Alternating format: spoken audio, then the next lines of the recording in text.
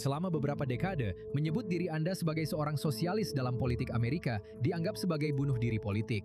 Namun, label itu kini semakin menjadi nilai jual bagi generasi baru para kandidat. Momentum itu semakin meningkat dengan kemenangan Zoran Mamdani di New York. Dan pada tahun 2026, para sosialis demokratis telah meraih kemenangan mulai dari pemilihan Kongres hingga pemilihan utama Senat Demokrat di Florida. Tawaran mereka sebagian besar bersifat ekonomi. Biaya perumahan yang lebih rendah, serikat pekerja yang lebih kuat, perluasan layanan kesehatan, dan pajak yang lebih tinggi untuk orang kaya. Dan mereka sangat mengandalkan pemilih muda, relawan akar rumput, dan donasi dalam jumlah kecil daripada institusi partai tradisional. Namun ada isu lain yang semakin penting, yaitu Israel. Banyak dari kandidat ini sangat kritis terhadap kebijakan Israel, menentang atau ingin membatasi bantuan militer Amerika Serikat, dan secara terbuka menantang pengeluaran kelompok pro-Israel dalam pemilihan pendahuluan Partai Demokrat. Itu berarti Israel tidak lagi hanya menjadi persoalan kebijakan luar negeri. Di beberapa bagian Partai Demokrat, ini sedang menjadi isu utama kampanye dan garis pemisah lain antara kelompok mapan partai dan sayap kiri progresif yang terus berkembang. Baik, yang bergabung bersama kita untuk debat malam ini adalah Henry Olsen, peneliti senior di Ethics and Public Policy Center dan pembawa acara podcast Conservatives Crossroads. Benjamin Burgess, kolumnis di Jacobin dan rekan penulis buku yang akan terbit The Blueprint, How Socialism can work in the real world. Dan Owen Alterman, koresponden senior kami di I24 News. Jadi, mari kita mulai dengan sesi kilat 30 detik kita. Apakah penolakan terhadap Israel menjadi alasan utama mengapa sosialisme demokratik sedang naik daun di Amerika Serikat? Ingat, masing-masing dari kalian punya 30 detik untuk jawaban pertama ini. Henry, kamu duluan. Itu bukan alasan utama sosialisme demokratik sedang naik daun, dan kelompok kiri sudah berkembang dalam Partai Demokrat selama cukup lama. Tapi itu memang isu yang penting, dan isu ini memperjelas beberapa kritik yang mereka miliki terhadap kelompok mapan Demokrat dengan cara yang sangat emosional, yang menarik bagi para pemilih mereka. Ben, bagaimana pendapatmu tentang pertanyaan ini? Ya, saya setuju bahwa itu bukan alasan utamanya adalah ekonomi. Tapi itu pasti ada di antara alasan-alasan lainnya. Publik Amerika menghabiskan bertahun-tahun menyaksikan bom buatan Amerika dijatuhkan di bangsal kanker, masjid, dan pusat penitipan anak. Akan sangat aneh jika banyak dari kita tidak merasa muak dengan elit Partai Demokrat yang awalnya memilih untuk mengirimkan senjata itu. Baiklah, Owen Alterman, bagaimana pendapatmu tentang pertanyaan ini? Untuk benar-benar mengesampingkan benar tidaknya kritik terhadap kebijakan Israel di Gaza. Lihat, aku setuju dengan keduanya. Jelas, ini terutama tentang kecemasan ekonomi. Sebuah survei CNBC menunjukkan bahwa 72% dari mereka yang berusia 18 hingga 34 tahun berpikir bahwa ekonomi Amerika sedang dalam kondisi buruk. Hanya 5% yang menganggapnya baik. Tapi isu Israel penting bagi mereka karena itu mudah diselesaikan. Cukup hentikan bantuan, hentikan pengiriman senjata, dan sebagainya. Menyelesaikan masalah pendidikan, biaya pendidikan, perumahan, dan layanan kesehatan, itu jauh lebih rumit. Jauh lebih mudah untuk menunggangi isu Israel. Dan secara umum, Israel memang tidak populer. Jadi itu juga membantu mereka secara elektoral. Baiklah, sekarang saya ingin lanjut ke pertanyaan berikutnya. Sekarang kami membuka kesempatan bagi para panelis untuk memberikan jawaban yang lebih panjang. Kita telah melihat banyak perhatian terhadap Israel dan kebijakan luar negeri secara umum di antara para kandidat sosialis demokrat. Salah satunya, misalnya, adalah wali kota New York City. Mengapa para kandidat sosialis demokrat ini begitu fokus pada Israel dan kebijakan luar negeri secara umum, padahal mereka mencalonkan diri untuk posisi seperti wali kota New York? Henry? Menurut saya, karena sayap kiri Demokrat benar-benar merasa marah tentang hal itu, dan itu adalah sesuatu yang bisa mereka bicarakan. Dan banyak dari mereka mencalonkan diri untuk jabatan federal, di mana hal itu sangat penting. Maksud saya, kampanye Mamdani untuk kota New York tidak didasarkan pada isu-isu tentang Israel dan Gaza. Tapi ini adalah isu yang mendorong banyak orang progresif, juga banyak orang berlatar belakang Yahudi, anehnya, terutama di kota New York. Tapi dalam pemilihan federal, pemilihan Senat, pemilihan DPR, di mana mereka benar-benar meraih banyak kemajuan tahun ini, isu-isu federal tentang bantuan untuk Israel dan Perang Gaza memang merupakan bagian dari tugas mereka. Dan itu salah satu alasan mengapa mereka membicarakannya. Menarik. Ben, bagaimana pendapatmu tentang hal ini? Ya, saya setuju bahwa ini bukanlah hal yang menjadi fokus sebagian besar kandidat sosialis Demokrat untuk jabatan lokal. Tentu saja bukan hal yang menjadi fokus Zoran, meskipun orang-orang terus-menerus menanyakannya. Tapi saya ingin menunjukkan bahwa anggapan bahwa sosialis Demokrat anehnya sangat fokus pada isu ini sebenarnya tidak masuk akal bagi siapapun yang masih ingat lebih dari 1 atau 2 tahun. Sebelum Zoran, setiap wali kota New York selalu menjadikan kunjungan ziarah ke Israel sebagai hal besar. Dan tidak ada dari orang-orang yang sekarang bertanya, kenapa, Anda tahu, kenapa para sosialis demokrat ini begitu fokus pada Israel yang pernah mempermasalahkan hal itu? Kaum establishment selalu berfokus pada Israel. Hanya saja politik di balik fokus itu yang telah berubah. Owen, apa tanggapanmu terhadap hal itu? Dengar, seperti yang saya katakan, saya pikir ini adalah isu penting bagi kaum sosialis demokrat. Karena ini adalah isu yang mudah untuk diselesaikan, kan? Ini adalah isu yang tidak menimbulkan ongkos politik besar bagi para politisi. Solusinya juga tidak terlalu rumit. Cukup memberikan suara menentang bantuan itu, lalu memberikan suara menentang penjualan senjata ofensif, dan kemudian memberikan suara menentang penjualan senjata defensif. Lalu putuskan hubungan, mulai menjatuhkan sanksi. Karena jelas kelompok sayap kiri ekstrim di Amerika Serikat tidak akan berhenti hanya pada bantuan. Mereka akan terus melanjutkan. Sangat ambisius dalam isu ini. Dan secara umum, Israel tidak populer. Bukan hanya tidak populer di kalangan kiri, Israel juga tidak populer di kalangan independen, dan tidak populer di kalangan konservatif muda serta republikan muda. Jadi ini adalah isu yang mereka rasa bisa memberi mereka keuntungan elektoral. Ini juga, Natasha, mengaitkan isu uang dalam politik, karena peran AIPAC dalam begitu banyak pemilihan pendahuluan Partai Demokrat ini. Jadi mereka bisa mendapatkan dua keuntungan dari hal ini. Mereka bisa sekaligus menentang Israel dan mengkritik kebijakan Israel, serta menentang isu uang dalam politik, mengaitkannya bersama, dan menghubungkannya dengan pandangan dunia mereka yang lebih luas. Pada isu di mana solusinya jauh lebih sederhana daripada menurunkan biaya kuliah atau pendidikan perguruan tinggi, menangani kekurangan perumahan di kota-kota besar, dan tentu saja dalam menangani masalah layanan kesehatan yang telah menjadi masalah dalam politik Amerika selama beberapa dekade. Isu Israel jauh lebih mudah untuk diselesaikan. Isu ini jauh lebih populer bagi mereka. Jadi jelas, ini akan menjadi isu yang menarik perhatian para kandidat, termasuk di tempat seperti New York. Kamu tahu, sosialis demokrat sedang memenangkan pemilihan pendahuluan berprofil tinggi. Kenapa sekarang? Apa yang begitu mengena bagi pemilih tetapi gagal direspons oleh demokrat arus utama? Dan saya ingin mendengar pendapatmu tentang hal itu. Ya, menurut saya ada banyak masalah lama yang sudah berlarut-larut di mana kemarahan publik benar-benar memuncak. Saya pikir layanan kesehatan yang sudah disebutkan beberapa kali adalah salah satunya. Ngomong-ngomong, saya sudah menolak gagasan bahwa di tingkat kebijakan, layanan kesehatan itu sesuatu yang sangat sulit untuk dicari solusinya. Sosialis Demokrat tentu saja punya solusi yang sangat konsisten, yaitu bergerak menuju sistem Medicare untuk semua dengan pembayar tunggal, yang ironisnya mirip dengan apa yang sudah diterapkan di Israel selama beberapa waktu. Dan tidak ada yang terlalu rumit soal itu. Dan ajakan bahwa kita harus berhenti menghabiskan uang untuk bom yang membunuh orang tak bersalah di luar negeri, dan mulai menggunakannya untuk kebutuhan sosial di dalam negeri adalah sesuatu yang masuk akal bagi banyak orang Amerika biasa saat ini. Henry, bagaimana pendapatmu tentang hal ini? Kiri Demokrat telah memberontak terhadap kelompok elit Demokrat sejak era Bill Clinton. Kita pernah mengalami pemberontakan di dalam Partai Demokrat terkait RUU Reformasi Kesejahteraan. Kita juga menghadapi tantangan dari kiri pada pemilu umum tahun 2000 dari Ralph Nader dan tahun 2004 dari Howard Dean. Menurut saya, yang membuatnya semakin jelas sekarang adalah beberapa hal. Salah satunya adalah kekhawatiran ekonomi yang sangat serius, di mana orang-orang yang tidak termasuk umumnya tersisih. Dan jika Anda condong ke kiri, itu berarti Anda condong ke kiri yang ekstrim. Lalu ada fakta bahwa Donald Trump telah terpilih 2 kali, dan kelompok mapan Demokrat yang selalu menjual dirinya sebagai kelompok yang tahu cara menang harus mengakui beberapa kekalahan. Kepada seorang pria yang dibenci oleh semua Demokrat, tetapi sosialis Demokrat dan kaum progresif khususnya sangat membencinya.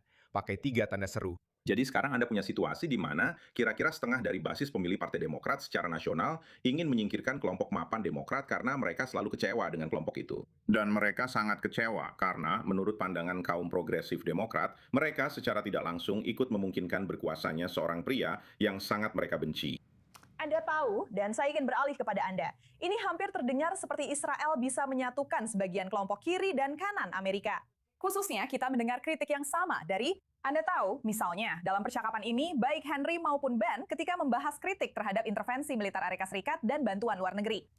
Benar, bukan hanya kelompok kiri dan kanan ekstrim, Natasha, tapi juga kelompok tengah. Banyak independen juga tidak menyukai Israel. Dan jika Anda lihat misalnya di negara bagian asal saya, Michigan, dalam kampanye pemilihan pendahuluan Abdul El Sayed, dan sekarang kampanye pemilihan umumnya, pesannya tentang Israel ditujukan kepada para independen. Benar kan? Apa yang dia katakan? Pada dasarnya sama seperti yang dikatakan para tamu kita. Uang yang digunakan untuk bantuan ke Israel bisa digunakan untuk layanan kesehatan. Tapi lupakan saja, tentu saja, itu hanya setetes air di lautan dalam anggaran federal yang lebih besar. Anggaran. Itu bukan alasannya. Dalam banyak kasus, orang Amerika tidak memiliki layanan kesehatan yang layak, atau tempat tinggal, atau biaya pendidikan yang sangat tinggi. Itu tidak ada hubungannya dengan Israel, tapi itu adalah cara yang berguna baginya untuk mengangkat isu ini dan menyasar kecemasan ekonomi tersebut. Kamu tahu, soal yang lebih besar, Natasha, ada sebuah artikel luar biasa di The Atlantic oleh penulis Tyler Austin Harper berjudul Mengapa Anak Kaya Suka Sosialisme? Dan pada dasarnya, dia mengatakan, saya akan parafrasekan argumennya sedikit. Apa yang kamu lihat 10 tahun lalu? Ini menurut pendapat saya adalah kelas pekerja kulit putih memberontak terhadap situasi ekonomi dan cenderung ke sayap kanan ekstrim serta Donald Trump. Nah, sekarang kamu melihat kelas menengah kulit putih,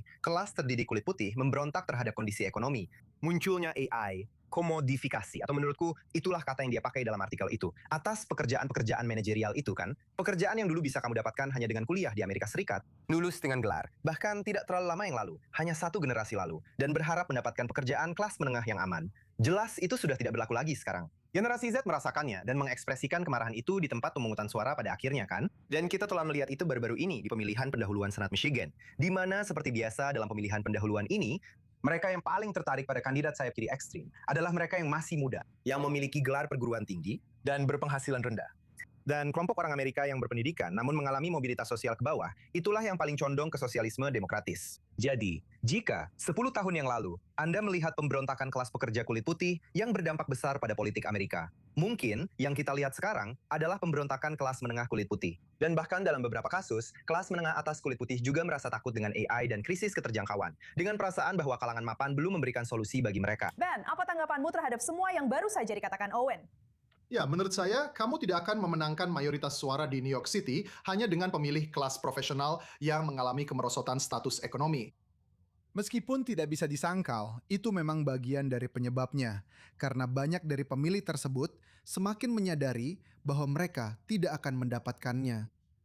Kamu tahu, mereka tidak akan mendapatkan kesepakatan yang dijanjikan hanya dengan kuliah dan mengikuti aturan. Dan ternyata, kepentingan mereka punya banyak kesamaan dengan kepentingan kelas pekerja lainnya. Saya juga ingin menunjukkan bahwa kamu tidak perlu berpikir bahwa sebagian besar uang yang seharusnya digunakan untuk layanan kesehatan malah digunakan untuk membeli bom yang dijatuhkan ke pusat penitipan anak. Untuk berpikir bahwa itu adalah keburukan moral ketika kita menghabiskan uang di sana. Padahal setiap dolar yang dihabiskan untuk itu bisa digunakan untuk kebutuhan sosial di dalam negeri. Dan tentu saja tidak ada misteri besar tentang bagaimana mendanai Medicare untuk semua orang. Sebenarnya Anda tahu, pada tahun 2020, bahkan Libertarian Mercatus Institute secara tidak sengaja menemukan dalam studi mereka bahwa jika kita beralih ke sistem itu, sebenarnya akan menghemat uang bagi pembayar pajak berpenghasilan menengah yang tidak perlu lagi mengeluarkan uang untuk premi dan urun biaya. Dan Anda tahu, jika Anda memperhitungkannya bersama pajak tambahan untuk membayar Medicare untuk semua, sebenarnya mereka akan berakhir dengan lebih banyak uang di kantong mereka. Menarik, Henry. Saya ingin bertanya kepada Anda, apakah menurut Anda Israel telah menjadi ujian loyalitas bagi Partai Demokrat dengan cara yang sebelumnya tidak terjadi beberapa tahun lalu? Saya tidak yakin itu adalah ujian loyalitas, meskipun bagi beberapa pemilih progresif itu memang menjadi ujian loyalitas. Dan bagi beberapa pemilih dari kalangan mapan, posisi sebaliknya, yaitu terus mendukung Israel secara tradisional juga menjadi ujian loyalitas. Saya pikir ini lebih merupakan indikasi tentang di mana posisi Anda terkait dengan menggulingkan status quo. Tapi mungkin ada banyak pemilih di kedua sisi yang menganggap ini sebagai ujian loyalitas. Menurut saya, pertanyaan yang lebih luas adalah, pertama-tama, kita sekarang berada di tahun keberapa? Tahun keempat, tahun ketiga, tahun keempat dari perang di Gaza, dan berbagai perang lain yang didukung atau dipicu olehnya. Keterlibatan Amerika di Iran, menurut saya, terkait dengan alasannya, beberapa orang mengaitkannya dengan aktivitas di Timur Tengah yang dimulai dengan serangan brutal dan tanpa alasan dari Hamas terhadap warga Israel yang tidak bersalah, serta dukungan terhadap Israel. Basis pemilih Partai Republik masih sangat mendukung. Apakah jika Anda melihat pemilih Partai Republik yang berusia di bawah 50 tahun, mereka masih cenderung mendukung kebijakan Presiden terkait Israel dan Iran? Dan pemilih yang berusia di atas 50 tahun sangat mendukung mereka, dan usia rata-rata pemilih pemilihan pendahuluan Partai Republik adalah 57 tahun. Jadi, Partai Republik tetap sangat mendukung aliansi tradisional dengan Israel di basis pemilihnya. Kesulitannya adalah Partai Demokrat sekarang terpecah dengan mayoritas signifikan yang setidaknya ingin menyesuaikannya kembali. Owen, kamu tahu. Aku tertarik mendengar pendapatmu. 5 tahun dari sekarang, apakah kamu memperkirakan Partai Demokrat akan menjadi jauh lebih sosialis dan jauh lebih kritis terhadap Israel? Atau ini hanya tren sesaat yang akan berlalu? Atau ada kemungkinan di antara keduanya? Tapi izinkan saya merespons dengan cepat 3 poin.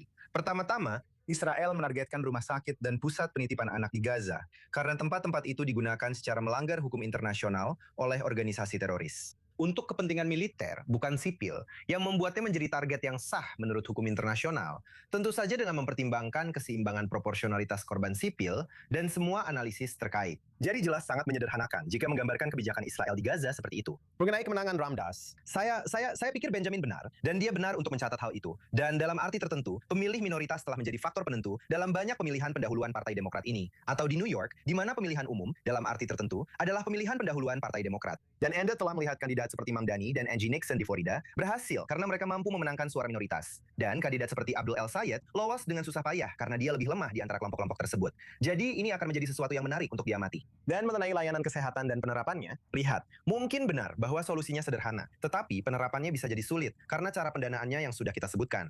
Untuk menjawab pertanyaan Anda tentang Partai Demokrat, lihat, saya pikir itu ada di tengah-tengah. Saya tidak berpikir bahwa semua tuntutan dan semua keinginan para aktivis sosialis Demokrat akan terpenuhi dalam kehidupan nyata selama 5 tahun berkuasa. Namun, saya memang berpikir dan saya sangat yakin bahwa politisi Demokrat rata-rata dan pemilih Demokrat rata-rata dalam 5 tahun ke depan akan jauh lebih sedikit mendukung Israel. Dan secara ekonomi akan lebih condong ke kiri dibandingkan pemilih Demokrat selama 20-30 tahun terakhir.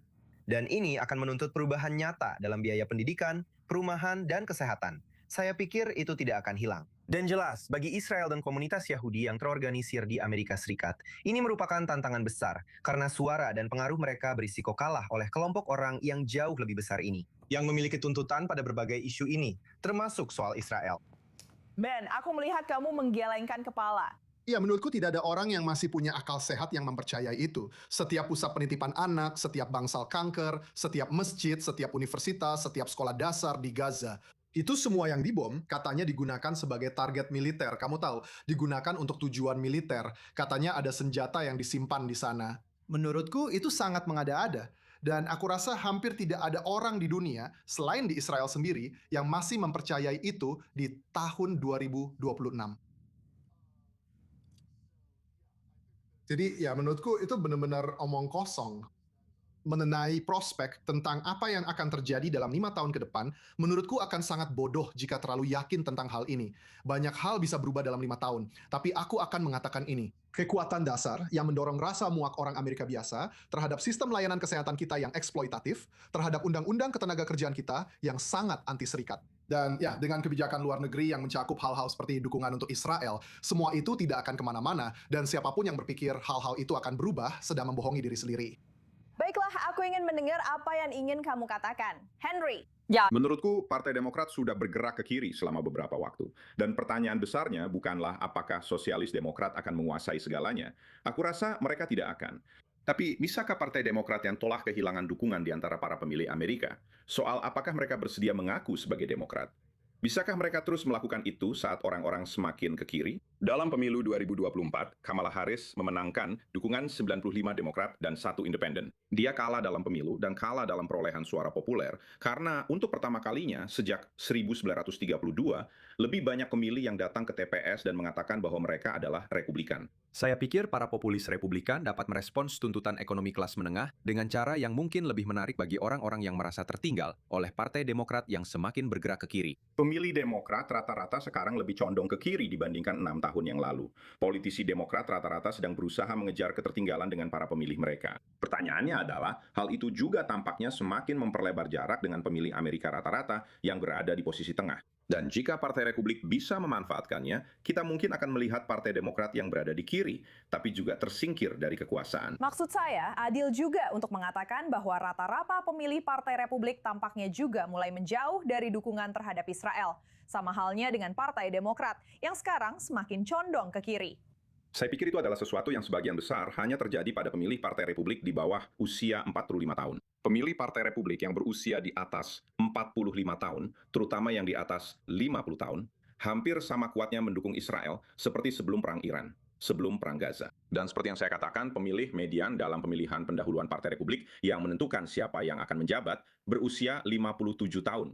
Jadi ya memang ada sedikit perubahan, tapi itu sangat dibesar-besarkan. Dan hal lainnya adalah kebanyakan orang Amerika tidak tahu banyak tentang Israel. Banyak dari mereka yang berusia di bawah 35 tahun tumbuh dengan anggapan bahwa Israel pada dasarnya identik dengan Bibi Netanyahu. Dan pada suatu saat, entah itu bulan Oktober atau beberapa tahun setelahnya, Bibi Netanyahu tidak akan lagi menjadi Perdana Menteri. Dan ketika kita melihat pemerintahan Israel yang berbeda, bahkan yang mungkin tegas atau keras dalam hal keamanan, tapi tidak terbebani oleh beberapa keanehannya dan urusan pribadinya dengan Amerika, serta pemimpin asing lainnya. Kita mungkin akan melihat kebangkitan kembali dukungan untuk Israel, begitu Israel tidak lagi disamakan dengan Bibi. Menarik sekali. Baiklah Owen, sayangnya saya tidak bisa kembali ke kamu karena kita harus mengakhiri segmen acara ini. Kita akan jeda sejenak. Kita akan jeda iklan sebentar. Saya ingin mengucapkan terima kasih kepada semua panelis atas diskusi ini. Tetap bersama kami di Global Eye. Kami akan segera kembali.